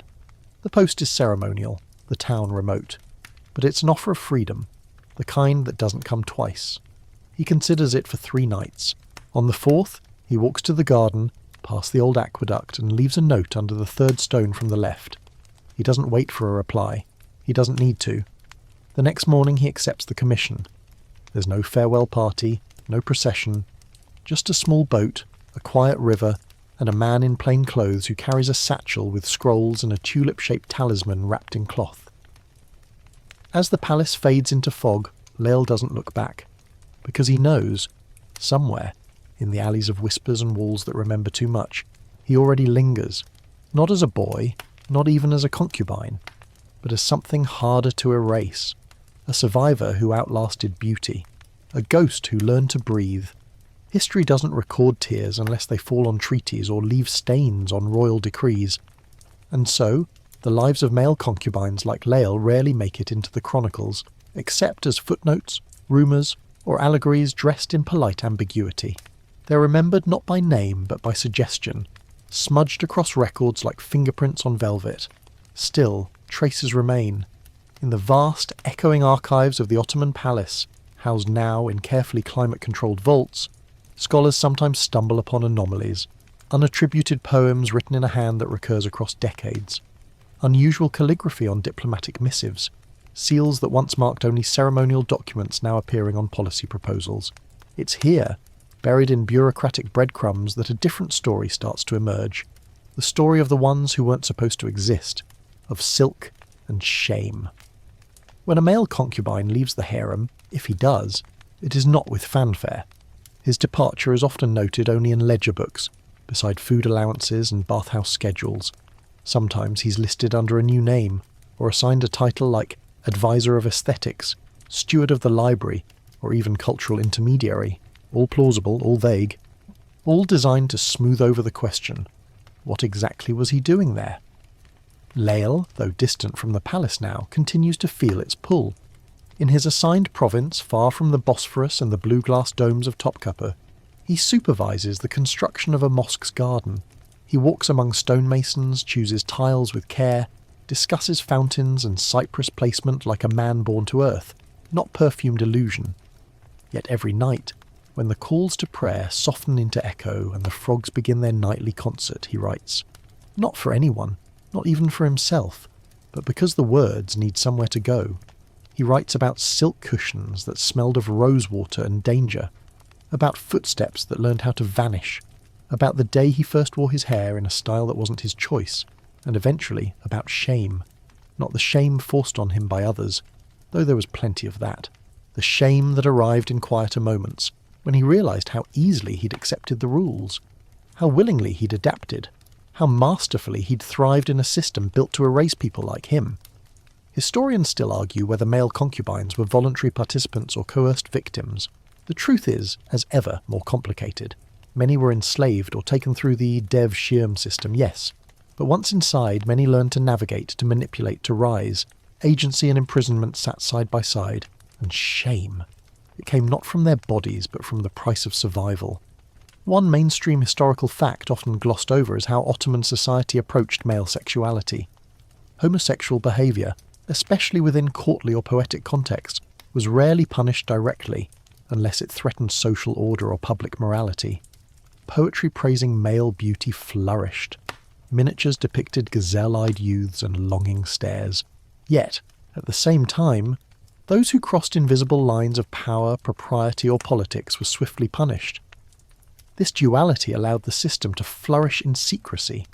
It created space for male concubines to exist, and ensured they'd never be acknowledged. Some were remembered in satire. Jesters would impersonate lisping pages. Gossip poems circulated, thinly veiled, describing rosy-cheeked favourites whose kisses left diplomats disarmed. These works were anonymous, of course. Everyone laughed. No one admitted the truth. One fringe tidbit survives in the form of an embroidery. A strange, beautiful piece sewn onto the back of an otherwise unremarkable curtain in a provincial governor's guest house. Discovered centuries later, it depicts a boy holding a falcon standing on a tulip. His expression is unreadable. At the hem, stitched in tiny, near-invisible letters, the phrase, "I stood, I waited, I was not erased." Was it Lael's hand? Perhaps. The tulip and falcon suggest as much. Or perhaps another boy, in another time, found the same need to leave something behind. Not a name, but a reminder. In Istanbul, meanwhile, the legacy of such boys continues, through a mission. Modern tours of Topkapi mention the harem in tones that blend curiosity and caution. Here, the concubines lived, guides say, gesturing to rooms with painted domes and marble fountains. Here, the Valide Sultan ruled, and always in hushed voice, and over there, the eunuch's quarters. The boys are never mentioned, not directly, yet the palace walls still carry their breath. Some rooms were never assigned to women. Some corridors connect not to the Sultan's chamber, but to lesser-known alcoves, too elegantly tiled for servants, too modest for consorts. Some doors open only from within. These anomalies hint at another population, one not acknowledged in records, but carved into the very layout of the place. In recent years, a few scholars have begun re-evaluating Ottoman court poetry, noting recurring metaphors: the moon-faced youth, the untouchable flower, the sleepless falcon. These are not new images, but the contexts have shifted. When read through the lens of harem politics and gender performance, they suggest deeper narratives, ones where power flows not only through sultans and viziers, but through the fingertips of those who knew how to touch without being seen. Lael's own writings, those that survive, are few. Some appear in anthologies of court verse, unattributed. Others exist only in copied fragments, scribbled into the margins of medical texts or recipe scrolls. But his voice endures, precisely because it was shaped by the need to hide. He writes once, "We were taught to glide, not to land, taught to bloom, but never to seed." The line, found on a loose scrap preserved in a spice drawer, is now displayed in a museum under the title Anonymous Palace Verse, 17th Century. Visitors pause before it, murmur appreciation, move on. But for those who know the code, it's a confession. Silk and shame. That's the legacy. Not because being a boy in the harem was shameful, but because the world made it unspeakable. Because even now, centuries later, we struggle to say, they were there. They mattered. They endured. Layla endures. He grows old quietly in his provincial post. He never returns to Istanbul, but sometimes he receives letters, delivered through merchants, slipped into packages of dried figs or carved prayer beads. No sender, just notes. One reads, "The dove lives. It sings in Konya now." Another, "The garden gates remain open." And once, folded into the sleeve of a visiting court musician, a final message, "You were not erased." Lael reads this last note at dusk while sitting beneath a pomegranate tree he planted himself. The wind rustles the leaves. Somewhere nearby, a falcon calls. He smiles. Not because the pain is gone, but because the silence no longer wins. There are sultans history celebrates, builders of mosques, conquerors of cities, poets with rings heavy as justice. And then there are those whom history remembers with a sideways glance, a sigh, or, more often, a nervous silence. Among them, one name rustles like a warning in Ottoman annals, Sultan Ibrahim I, known less formally as Ibrahim the Mad. To be fair, not all historians agree on the madness. Some say he was traumatized by a childhood spent imprisoned in the cafes, the palace's gilded cage for potential heirs. Others claim he was simply eccentric, prone to indulgence and obsession, but lucid enough to rule. And then there are those who argue his behaviours were not madness, but a symptom of unchecked power paired with unlimited privacy. Whatever the truth, one thing is consistent in every account. His tastes were singular. By the time Ibrahim took the throne in 1640, the empire was already groaning under the weight of internal rot and external threats. But inside the harem, reality bent to his whims. Where previous sultans sought balance between pleasure and politics, Ibrahim plunged into indulgence like a man drowning in velvet. One mainstream historical fact that cannot be glossed over: Ibrahim once ordered his entire harem, some 280 women, to be tied into sacks and drowned in the Bosphorus after suspecting infidelity. It's said he stood on the shore watching the sacks bob and sink. No trial, no names, just a tidal act of cruelty, driven by paranoia, or perhaps performance. And if this was what he did to women, imagine the stakes for a male concubine. Rumours swirled, even then, about his preference for the unusual. He favoured extremes, women of exaggerated size, unusual voices, foreign manners. A Venetian envoy recorded that the Sultan once lavished attention on a woman he called She-Wolf, said to have a voice deeper than most guards. Another account mentions a man from Georgia, lithe as a dancer, who entertained the Sultan not with conversation, but with silence so potent it reordered the room. In this world, pleasure was no longer intimate, it was spectacle, and spectacle in a palace wired for whispers never stays private. For the male concubines of Ibrahim's court, the danger was not just in being noticed, it was in being noticed too well. Enter Murat, a boy whose beauty was said to border on divine. He arrived through the usual channels, a merchant's gift, perhaps, or a tax levied in flesh from a far-off province. Murat, whose real name was lost along the trade routes, was soft-spoken and golden-eyed, trained quickly in the arts of poetry, perfume, and pretense. He rose faster than most. Within weeks he was assigned a chamber near the Sultan's private baths. His presence was requested not only at meals, but during the Sultan's long, restless evenings, when he demanded stories, massage, and music. Murat became indispensable, part companion, part ornament, part spiritual sedative. At first, he played the role perfectly, laughed when prompted, wept on cue, even learned to fall asleep at a precise angle, so his face looked mournful even in dreams. But Ibrahim's tastes were unpredictable. He craved novelty. One night he'd demand a monologue about longing. The next he'd insist Murat remain silent for hours, just to see if he could. And then came the incident. Historians still debate whether it was rebellion or reflex. But one night, as the Sultan raved about his newest obsession, gilding the palace turtles with gemstones, Murat laughed. Not politely, not demurely, a real laugh, sudden and sharp. The room froze. The Sultan's eyes narrowed. He said nothing. Murat apologised, bowed, tried to make himself smaller than the carpet, but it was done. 3 days later, he was gone. Not reassigned, not dismissed. Gone.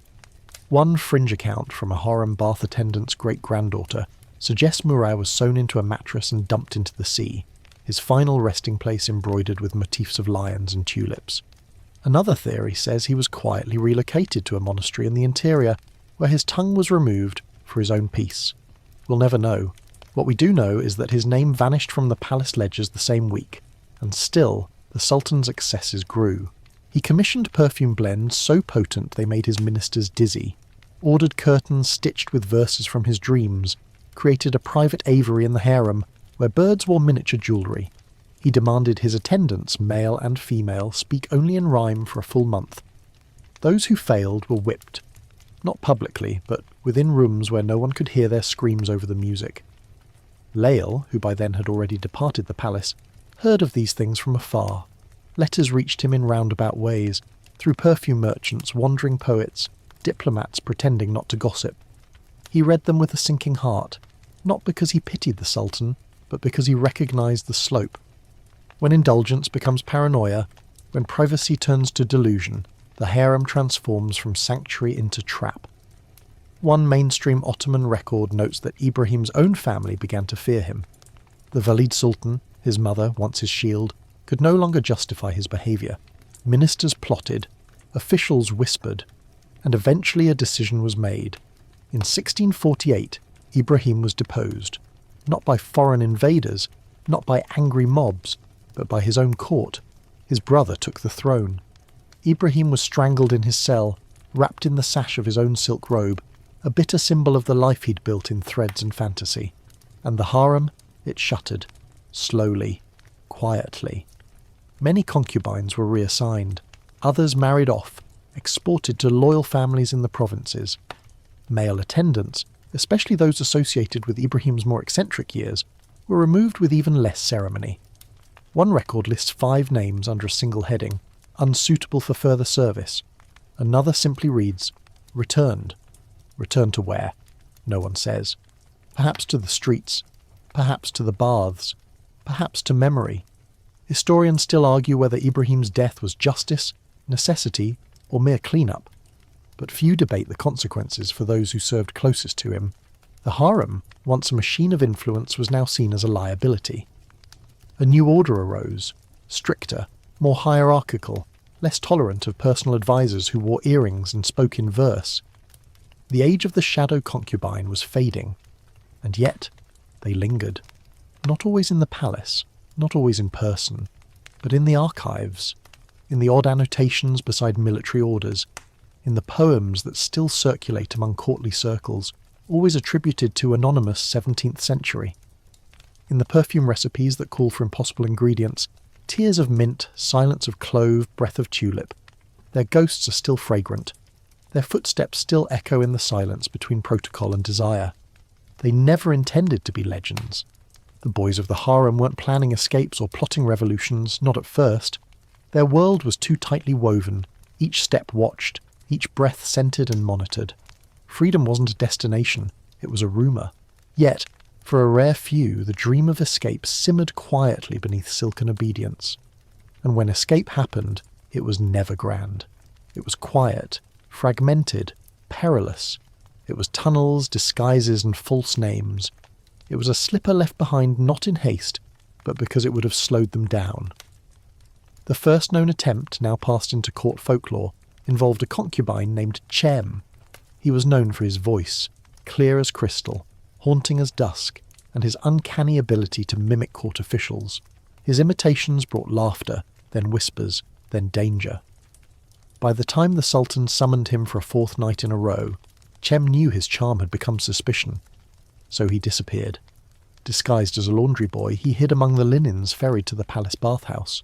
According to fringe oral tradition, collected centuries later in a fisherman's song, Cem bribed a boatman with a handful of sugar cubes, not gold, to cross the Bosphorus. He landed on the Asian shore with nothing but a headscarf, a bruised hip, and a mouth full of lies. Historians still debate whether the story is real. No official record of a Cem disappearing exists, but that's the point. Escape required erasure. Lael, during his time at Topkapi, heard many such stories whispered in the hammam's steam. Some laughed them off, fantasies cooked up by bored pages, but a few believed. One eunuch once told him, as he oiled his arms for a performance, "If you go, wear brown." No one looks twice at brown.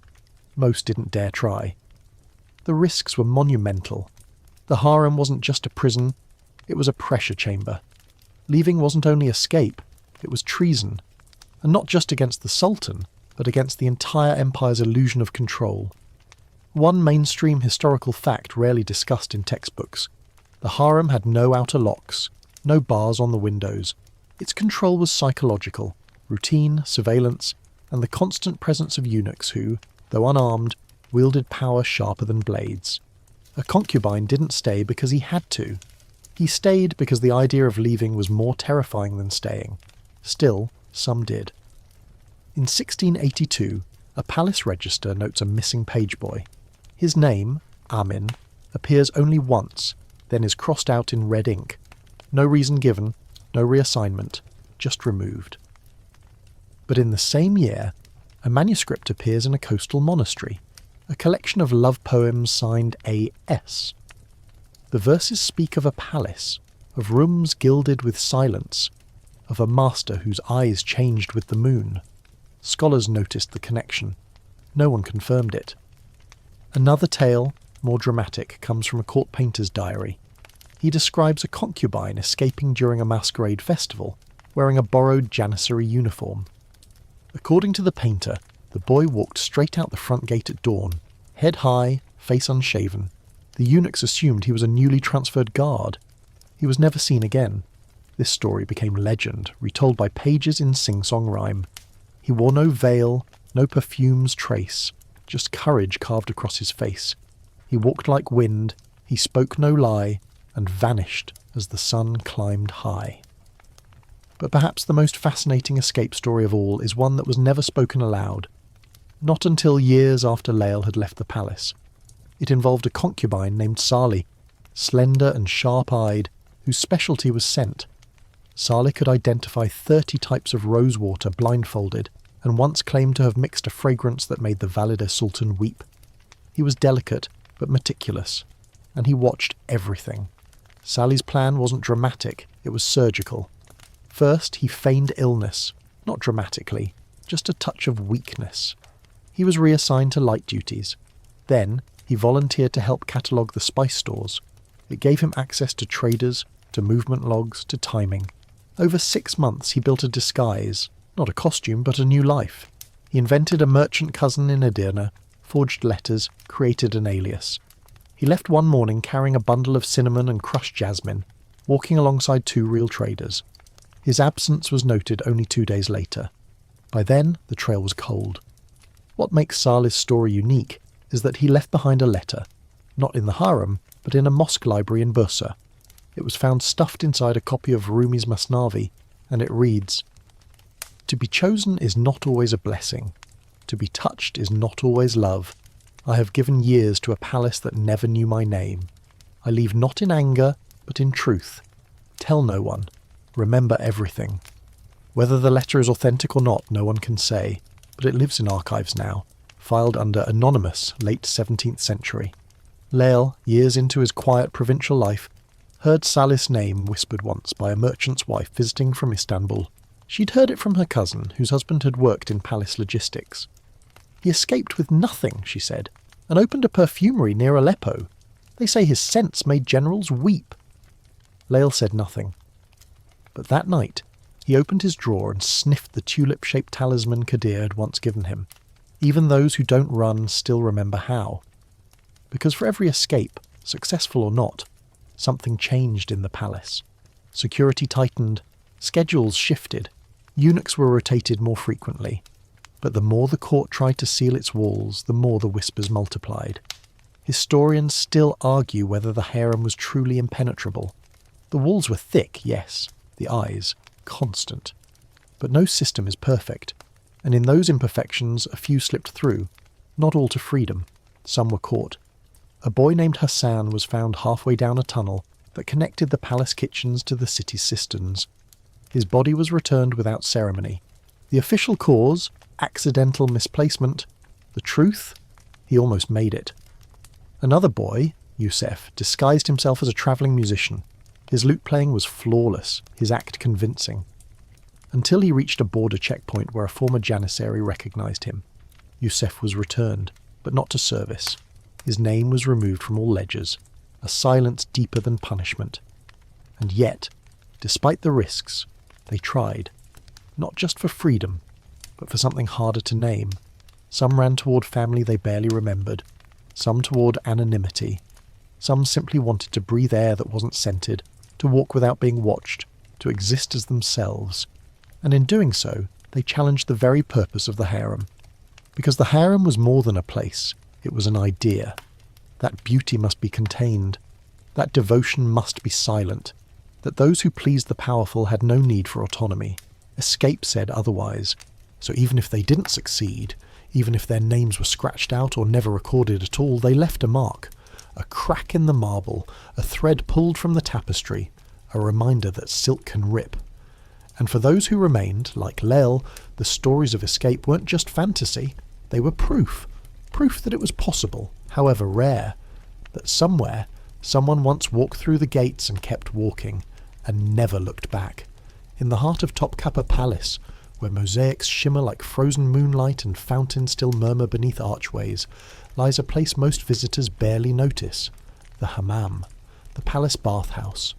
A place of ritual cleanliness, yes, but also of memory, of gossip, of transformation, and if you believe the old eunuchs, of ghosts. The hammam is not just marble and steam, it's history steeped into stone. For centuries, it was the one place where every tier of palace life intersected. Concubines bathed there before being summoned. Eunuchs gathered their thoughts between shifts. Pages whispered. Secrets dripped from the tiles like condensation. Lael knew the hammam intimately. It was where he was first scrubbed raw, hair oiled, skin perfumed, his childhood peeled away like an old rind. He remembered the sting of rose-scented water in his eyes, the cold tile, the weight of stares that were not cruel but clinical, assessment wrapped in hospitality. He also remembered the voices, soft, endless, curving between the steam, not always in Turkish, sometimes in Greek, Arabic, Armenian, words not meant for history, only for that moment between rinse and silence. Historians still argue whether these bathhouses were places of indulgence or necessity.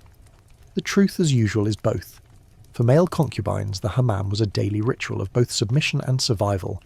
To bathe was to be made palatable, presentable, prepared. But it was also strangely the only place they could be briefly alone with themselves.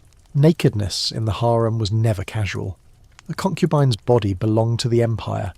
It was adorned, altered, studied. But in the bath, stripped of perfumes and protocol, a boy could glimpse something closer to truth. For a moment he was not a performance, just skin and breath. Even the eunuchs respected this quiet. They monitored, yes, but they rarely intruded. Lael came to associate the bathhouse with transformation, not just his own, but everyone else's. In the hammam, he first heard the whispers about Shem's disappearance. In the corner alcove near the cooling room, he heard two guards murmur that the Valide Sultan had poisoned her favourite page. In the hot room, among swirls of lemon-scented steam, a fellow concubine once told him, "The Sultan doesn't just like pretty, he likes what breaks easily." And so the hammam became the palace's memory keeper. One mainstream historical fact: Ottoman bathhouses were centres of both cleanliness and politics. Deals were struck, alliances forged, disputes settled not by sword but by softened voices echoing against hot stone. Ambassadors were often invited into bathhouses as a form of diplomacy, and within the palace, rank dictated when and how one bathed. To be invited to share the hammam with someone of higher status was an unspoken mark of favour. Lael was invited to share the bath with the Sultan only once. He remembers everything. The way the water was already drawn, the towels laid in a geometric pattern, the incense, amber with a hint of tobacco, the silence. No words were exchanged, just glances. The Sultan's eyes lingered not with lust, but with something murkier, curiosity perhaps, or calculation. Later that night, Lael was assigned his first solo chamber. He never bathed with the Sultan again. But in that room, he learned the value of stillness, of observation. He watched how the Sultan washed his hands, first the left, then the right, how he avoided looking at his own reflection, how the eunuchs bowed not only with their bodies but with their eyes. In the hammam, hierarchy was tangible. The concubines with older scars were respected more. The ones who laughed too much were watched. The ones who spoke during rinsing were marked as too bold. One fringe detail whispered by generations of attendants, "The bath tiles remember." It was said that when the steam curled in certain patterns, it carried with it echoes, a giggle, a gasp, a name half-whispered. Lael, though not superstitious, often felt that too. Years after he left the palace, long into his quiet life in the provinces, he visited a small hammam in a neighbouring town. The marble was chipped. The scent was heavier, more cumin, less rose. But as he lay on the hot slab, eyes closed, the past returned. The warmth of it, the tension. He imagined footsteps, soft, slippered, the rustle of silk robes set aside, the hush before the first bucket was poured, and then, unmistakably, a voice. "You still carry the scent of the palace." He opened his eyes, but there was no one. A hallucination, perhaps, or just memory, coiled too tightly in his ribs. Back in Istanbul, the Topkapi hammam eventually fell into disuse. By the 19th century, as the palace modernised and Western taste replaced old rituals, the baths grew quieter. Fewer attendants, less ceremony, but the whispers remained. Even today, when tourists pass through the tiled chambers, docents speak in reverent tones. Here, the concubines prepared for the Sultan. They gesture toward the heating room. Here, the eunuchs waited. No mention of the boys, no mention of the poems carved into the underside of the basins, of the initials scratched in secret behind the soap niches, of the loose tile near the fourth pillar, under which, legend says, a page once hid a perfumed love letter sealed in beeswax. No one speaks of that. Because the baths were sacred, yes, but they were also sites of mourning. Mourning for the self surrendered, mourning for friendships dissolved under competition, mourning for a freedom glimpsed only in steam. One eunuch once told Laeli long ago, "The water washes the body, the heat removes the lie." He hadn't understood it then, but now, older, stripped of everything but memory, Lael finally does. The hammam was the only place in the palace that didn't require performance, where tears could be mistaken for sweat, where silence was not a signal but a balm. Even the ghosts there were gentle, and maybe that's why, when Lael dies many years later, quietly, in a garden he designed with geometric fountains and shaded corners, his last wish is peculiar. He asks to be washed not in a mosque but in a bathhouse. The same method, the same chant, the same reverence, and in that moment the cycle closes. The palace may forget, but the baths, they remember. Time is not gentle with palaces, not even with Topkapi. The centuries weather even the strongest stone, and the greatest secrets become little more than echoes in corridors walked now by tourists and cats. The silk has faded. The eunuchs are long gone. The tulip beds bloom for cameras, not sultans. The harem stands still, not empty, but paused, as if waiting for someone to remember how it really was. And within this hushed ruin, the male concubines, the gazelles, the shadows, the boys who learned to survive through stillness, are all but gone, not just in body but in story. Their chapter has ended. The Ottoman Empire too would unravel, thread by thread. The world changed, and with it, the empire's appetite for indulgence and secrecy. Westernization came in waves, first in dress, then in governance, finally in morality. The court no longer had room for the old rituals. The harem was closed, the cafes emptied. The once whispered names of favourites were never spoken again. One mainstream historical fact often overlooked. In the 19th century, as the empire modernised under pressure from European powers, reformers targeted the very structures that had once defined imperial mystique. The harem system was declared outdated. The devshirme, already faded, was condemned. Even the palace layout shifted. Walls were knocked down, rooms repurposed. The harem's male wing erased completely from architectural records. The men who had been bred for silence now had no place to speak. Those who had escaped earlier, like Layla, like Saleh, perhaps even Qadir, watched from a distance as the empire that once caged them unravelled under its own contradictions. And perhaps, in the soft twilight of exile or retirement, they allowed themselves a smile, not out of spite, but relief, because their survival had always been conditional, tied to the whims of men who considered themselves divine. With that age fading, so too did the weight of secrets. Still there were whispers, always. One final fringe tale from a travelling bookseller's journal dated 1911 speaks of a man in Bursa who recited imperial poetry with uncanny accuracy, who wore only muted colours, and who paid extra for perfumes others had never heard of. Tulip ash, ambered sandal, mist of silk. The man lived alone, read calligraphy upside down, and walked with the posture of someone still performing for unseen eyes. His name was never recorded. But when he died, his modest home was found lined with scrolls, all unsigned. The final one read, "No empire outlasts a whisper." But a whisper, well placed, outlasts all empires. The scholar who discovered it filed it under anonymous Ottoman ephemera. But some knew, or guessed, or hoped. Lael? Maybe. Or someone like him. One of the boys who had walked the long tiled paths of Topkapi not as prince or prisoner, but as something stranger. A person both treasured and invisible. And now they're ghosts. Not malevolent ones, not tragic, just quiet. They linger in the scent that rises unexpectedly from a cracked tile, in the curve of a garden path that leads nowhere, in the worn divan where no one sits anymore. Topkapi still stands, a museum, yes, a symbol, certainly.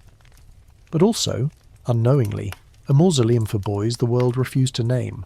Their beds have been remade, their chambers swept, but their presence remains, stitched invisibly into the architecture like a hidden thread in an imperial robe. Visitors walk past the harem's outer gate, snapping photos, giggling at tales of sultans with hundreds of lovers. Few ask about the others, the ones who wore perfume not because they wanted to, but because they had to. The ones who danced not for joy, but for survival. The ones who learned to move without sound. There are no plaques for them, no statues, only absence. Lael knew this would be the case. That's why he left his verses unsigned. Why he taught the next generation how to remain unremarkable, how to whisper just loud enough to be remembered but never enough to be seen. It wasn't cowardice, it was preservation. And now, centuries later, they endure in the only way they ever could, through suggestion, through art, through questions that have no official answer. Were they abused? Some. Were they powerful? Occasionally. Did they shape the empire? Indirectly, profoundly. But mostly, they survived. That was their victory. Not in defying the Sultan, or fleeing the palace, or falling in love with forbidden soldiers. Their triumph was subtler. They survived a world designed to erase them, and in doing so, they became unforgettable. Even now, long after the curtains have rotted and the sherbet bowls are dry, their scent lingers. It clings to the palace like the last note of a song no one wants to end. So, here we are, dear listener. The lamps are dim now, and the palace has quieted. The marble floors no longer echo with slippered steps, and the perfumed corridors have cooled. The sultans are long buried, the eunuchs gone. The boys, our gazelles, have left nothing behind but whispers, and maybe that's enough. Close your eyes and picture it. A breeze curling through a mosaic archway, a tulip petal drifting across an abandoned garden. Somewhere, in the hush of that vast stone harem, the memory of laughter, soft, uncertain, laced with longing, echoes faintly, then silence. You've travelled a long way tonight, not just across centuries, but through shadowed halls where voices were stilled and lives were folded into silence. You've met boys whose names history tried to erase, yet who left traces anyway, in a verse, in a sigh, in the pause between words, and now it's time to let them rest. Let your own breath slow, let your muscles soften. There's nothing more to uncover tonight. The secrets have all been told, or at least as much as they wish to be. You've walked the full length of the palace, listened at every door and left your own shadow behind on those warm-worn tiles. So curl up now. Let sleep take you gently, because even the ghost of a gazelle must eventually rest.